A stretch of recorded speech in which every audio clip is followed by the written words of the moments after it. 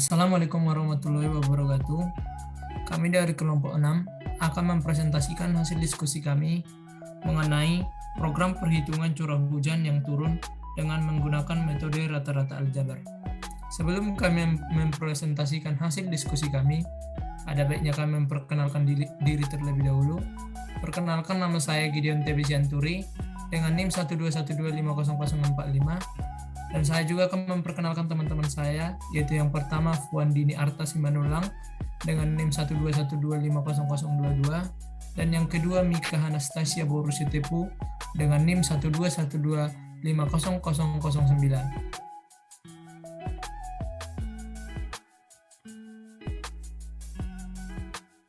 Program perhitungan curah hujan yang turun dengan menggunakan metode rata-rata aljabar. Deskripsi pekerjaan. Pada tugas besar 2 ini, kami membuat sebuah program dengan bahasa C++ dengan judul Program Perhitungan Curah Hujan yang turun dengan menggunakan metode rata-rata aljabar. Program ini mencakup ketentuan yang diberikan dalam pengerjaan tugas besar, yaitu terdapat konsep percabangan, perulangan, dan array dalam satu program. Prinsip kerja alat ini adalah mengukur tinggi jumlah air yang tertampung atau tergenang. Curah hujan adalah jumlah air hujan yang turun pada wilayah tertentu dengan kurun waktu tertentu yang pengukurannya dilakukan dengan satuan tinggi di atas permukaan tanah horizontal, di mana tidak akan terjadi penguapan atau infiltrasi, runoff atau evaporasi.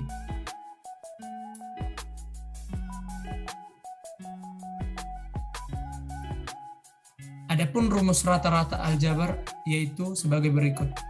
Ref sama dengan R1 ditambah R2 ditambah R3 ditambah Rn per N, di mana Ref sama dengan curah hujan rata-rata, N sama dengan jumlah stasiun pengukuran hujan, R1 atau Rn merupakan besarnya curah hujan pada masing-masing stasiun per bulan. Konsep perulangan, percabangan, dan array. Perulangan. Perulangan digunakan untuk menjalankan satu atau lebih perintah secara berulang selama kondisi tertentu. Ada beberapa jenis perulangan yang bisa digunakan dalam bahasa pemrograman C++. Di antaranya adalah yang pertama for. Fungsi for ini dapat ditentukan jumlah perulangan dan kelipatan perulangannya. Untuk itu, hanya perlu menuliskan nilai awal perulangan dan nilai batas perulangannya. Nilai variabel secara otomatis bertambah ataupun berkurang setiap kali proses pengulangan dilakukan. Yang kedua ada while. While yang digunakan untuk perulangan sebuah perintah hingga jumlah tertentu selama persyaratan masih bersifat terpenuhi atau bernilai true. Yang ketiga do while. Do while ini akan menjalankan operasi terlebih dahulu. Setelah itu baru melakukan pengujian apakah pernyataan tersebut terpenuhi atau tidak. Berikut adalah konsep perulangannya. Yang kedua ada percabangan. Percabangan adalah perintah yang memungkinkan pemilihan atas perintah yang akan dijalankan sesuai dengan kondisi tertentu. Percabangan atau branching di dalam pemrograman digunakan komputer untuk menentukan langkah kerja instruksi. Percabangan ada 3 macam, yaitu yang pertama logika if.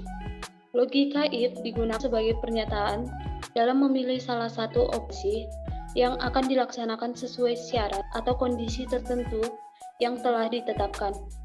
Logika if mengandung satu kondisi dan satu eksekusi operasi. Yang kedua ada logika if else. Logika if ini memiliki 2 operasi pilihan yang dapat dijalankan. Apabila kondisi terpenuhi atau bernilai true, maka operasi pertama yang akan dijalankan. Namun, jika kondisi tak terpenuhi atau bernilai false, maka yang dijalankan adalah operasi yang kedua. Yang ketiga ada switch.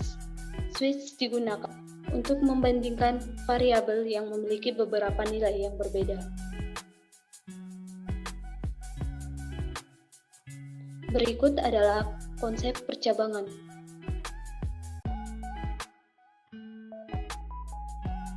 Yang ketiga adalah array. Array merupakan tipe data terstruktur yang berguna untuk menyimpan sejumlah data yang berbeda sama. Bagian yang menyusun array disebut elemen array. yang masing-masing elemen dapat diakses tersendiri melalui indeks array.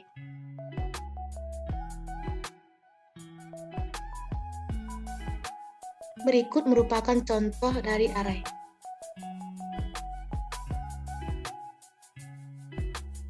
Dengan data yang kami ambil sebagai berikut.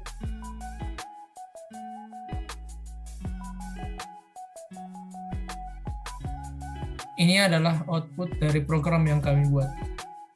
Jumlah curah hujan sepanjang tahun adalah 1020 mm. Curah hujan rata-rata sepanjang tahun adalah 85 mm.